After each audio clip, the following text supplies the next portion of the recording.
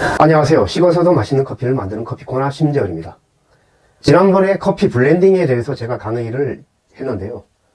좀 더 실제적인 커피 블렌딩에 대해서 강의하겠습니다.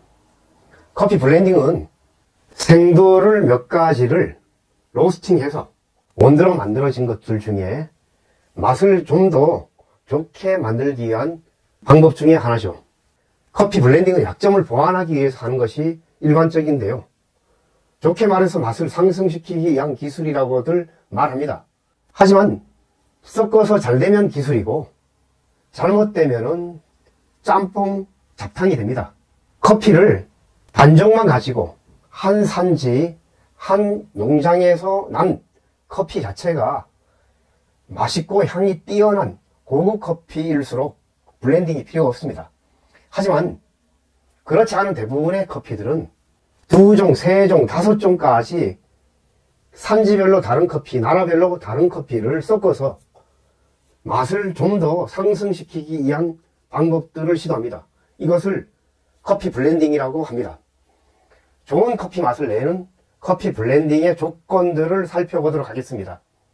그럼 그 조건들을 한번 나열해 보면, 첫째로 생두를 로스팅할 때 선 블렌딩을 하느냐 아니면 후 블렌딩을 하느냐, 그러한 과정을 생각합니다. 대부분 이 선 블렌딩은 아주 경제적인 효율성이 좋습니다.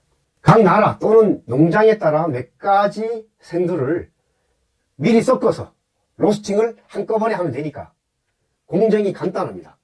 후 블렌딩은 나라별로 또는 산지별로 3가지, 5가지를 블렌딩 한다고 생각할 때 이것은 각 종류별로 따로 로스팅을 해야 되니까 몇 배의 공정이 필요합니다.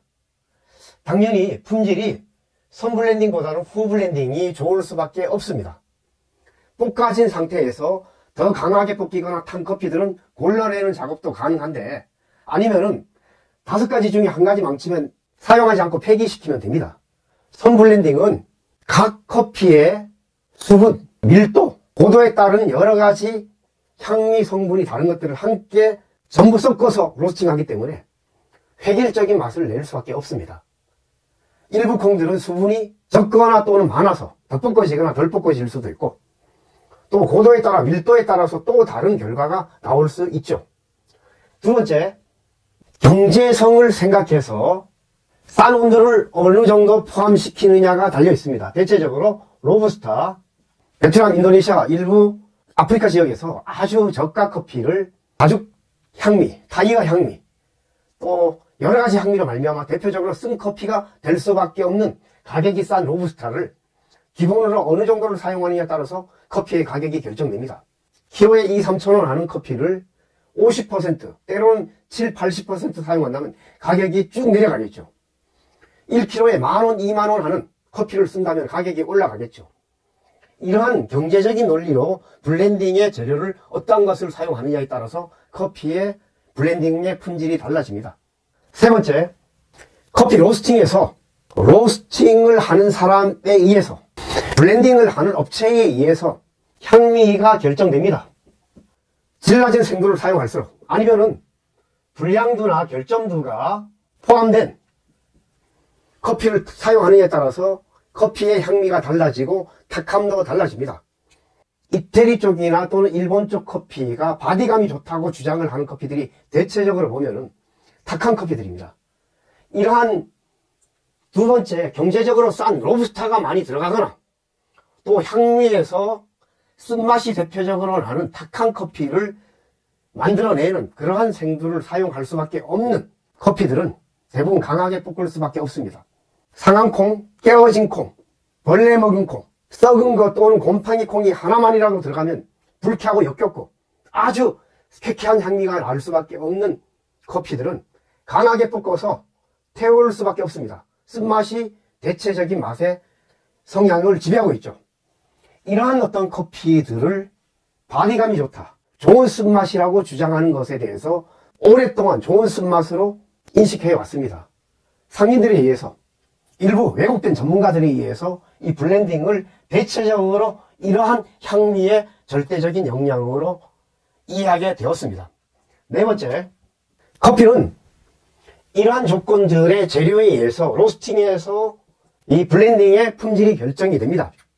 선블렌딩을 할 때는 연하게 또 과일의 향미가 나게끔 볶을 수가 없습니다. 후블렌딩을 할 때는 3가지, 5가지의 생두에서 1가지, 2가지는 강하게 볶더라도 일부는 신맛이 나게 또는 과일의 성향이 나타날 수 있는 본연의 향미를 살린다면 그런 것들의 중간 정도의 향미가 대체적인 맛의 지배적인 성향으로 드러날 것입니다. 하지만 질 낮은 생두를 사용한다면 맛이 점점 더 강한 쪽으로 볶아질 수밖에 없습니다. 대표적으로 이태리 업체들이나 일본 업체들, 스타벅스 계열들이 강한 성향의 커피가 되거나 쓴맛이 지배적일 수밖에 없는 것은 이러한 재료의 문제와 로스팅의 문제로 귀결되어집니다.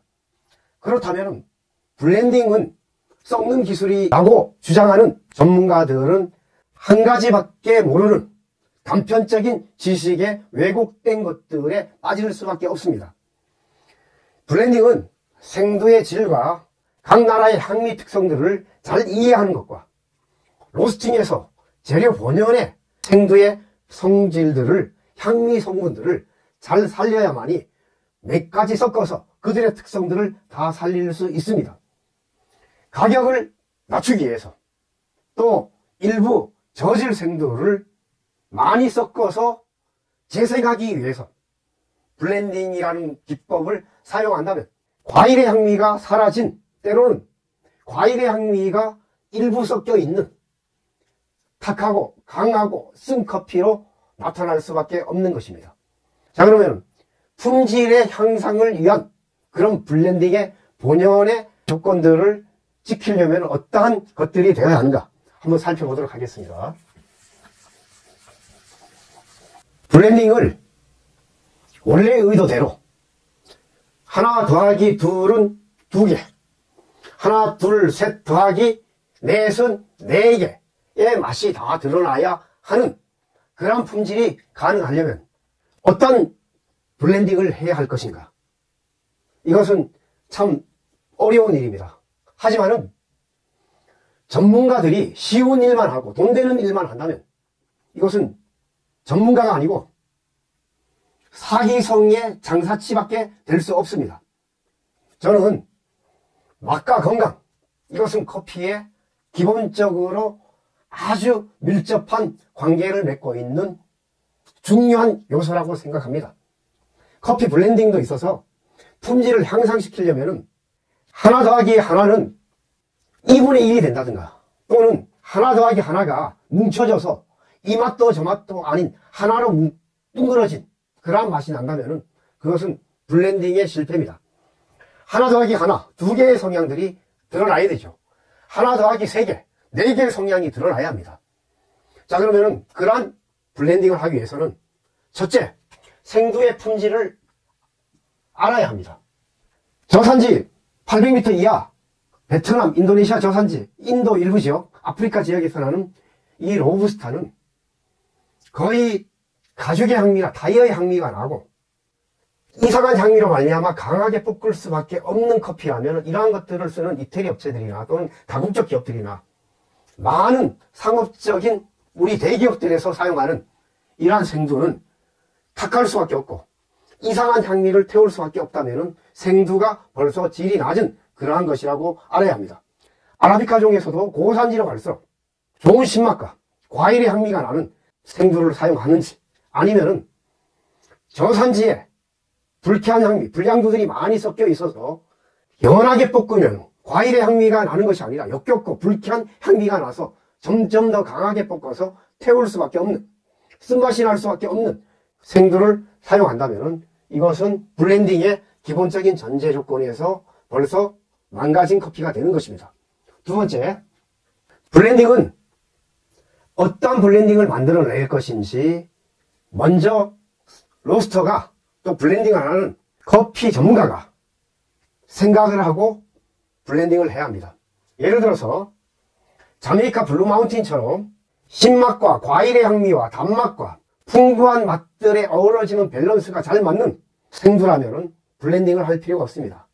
하와이 코나 엑스트라 펜시처럼 최상급의 생두는 신맛의 상큼함과 또한 단맛에 뒤따라오는 풍부한 것들이 깨끗한 가운데 부드러움으로 꽉 차 있는 바디감이 풍부하다면 블렌딩할 필요가 없습니다.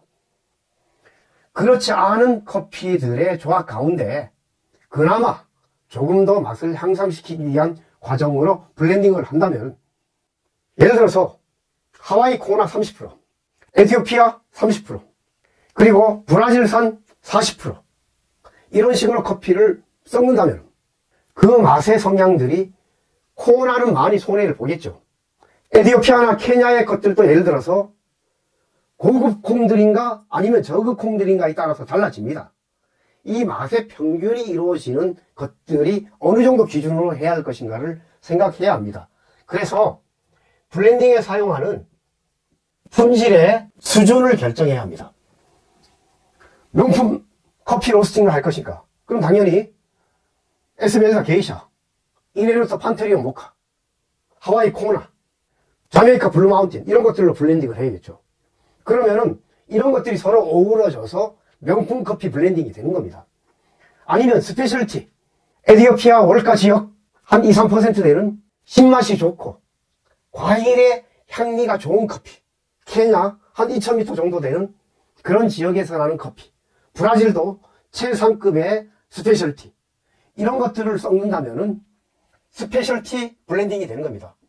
명품, 스페셜티, 이런 비싼 것들을 쓸 수 없다면 스페셜티보다도 낮은 프리미엄급을 쓰고 스페셜티 절반을 섞는다면, 예를 들어서 에티오피아 코케 지역에서 나는 커피들도 2~3%짜리가 있고 10%짜리가 있고 아주 질 낮은 것이 있을 수 있습니다. 그러면 2~3%의 좋은 코케 지역의 커피를 섞고 케냐 지역의 커피를 한 4~5% 되는 것을 섞고 콜롬비아 지역에서 나는 스페셜티를 섞고, 그러면 한 2가지 정도를 프리미엄급으로 섞는다면 브라질의 프리미엄급, 전체 생산량의 한 10% 아니면 한 15% 레벨이 되는 브라질산을 쓰고, 또 에콰도르 한 레벨 한 22 정도 아니면 커머셜에서 중간 정도 되는 걸 섞는다면 요것은 스페셜티와 프리미엄급의 중간이 되는 커피가 되는 것입니다. 저는 최근에 스페셜 블렌딩이라고 가격을 낮추기 위해서 스페셜티 2종, 케냐 2000m 되는 마이와 LB 스페셜티 전체 생산량의 2~3% 되는 생두와 에티오피아 월가 지역에서 나는 2~3% 최상급의 커피와 프리미엄급 콜롬비아 수프리모, 또 과테말라, 안티구아 지역의 프리미엄급 4가지를 블렌딩해서 스페셜 블렌딩이라고 출시했습니다. 그것을 사 드시는 분들이 네이버 스마트 스토어, 카카오톡 스토어로 리뷰를 올리는데 5점 만점에 5점 만점을 대부분 다 줍니다. 커피 맛을 잘 모르는 분들이 때로는 별점을 하나 둘밖에 안 주는 경우가 어쩌다 있어요. 그런 분들은 머신에 사용했더니 쓴맛이 없더라는 거예요. 쓴맛, 이것은 머신 이태리 업체들에서 쓴맛을 밸런스로 넣는데 그것은 왜곡된 전문가들의 주장입니다. 그러한 전문가들에게 배운 사람들이 머신에 사용하는 커피는 쓴맛이 나야 된대요. 쓴맛은 태운 것인데 태운 것은 고급 커피가 될 수 없습니다. 저는 쓴맛이 없기 때문에 이런 스페셜 블렌딩이나 이러한 것들을 머신에 사용한 것들을 먹는 저희 단골들은 아주 좋아합니다. 커피가 상큼하고 깨끗하고 쓴맛이 없는 에스프레소 또는 아메리카노가 너무 뒤끝까지 아주 풍부하고 향긋하고 깨끗함이 남아난다고 좋아하죠. 블렌딩이라는 것이 이러한 기준의 조화가 되어야 합니다. 그 다음에 세 번째는 맛의 조화입니다. 신맛이 좋은 커피를 사용한다든가 커피에 단맛이 많은 커피 또는 향이 오래가는 애프테이스트, 맛의 지속성이 오래가는 풍미가 좋은 그러한 커피를 많이 사용할 것인가, 이런 맛의 기준에 의해서 블렌딩이 되어져야 합니다. 쓴맛을 실행하니까 쓴맛이 전혀 없는 블렌딩을 하기를 원하는 사람들은 그러한 성향이 있는 로스팅이나 맛의 성향의 것들을 제거하고 커피를 선별하고 로스팅을 해야겠죠. 자, 블렌딩에서 쓴맛이 나는 커피를 한 가지만 들어가면, 로스팅 실패한 커피 한 가지만 들어가면 그 블렌딩은 망친 블렌딩이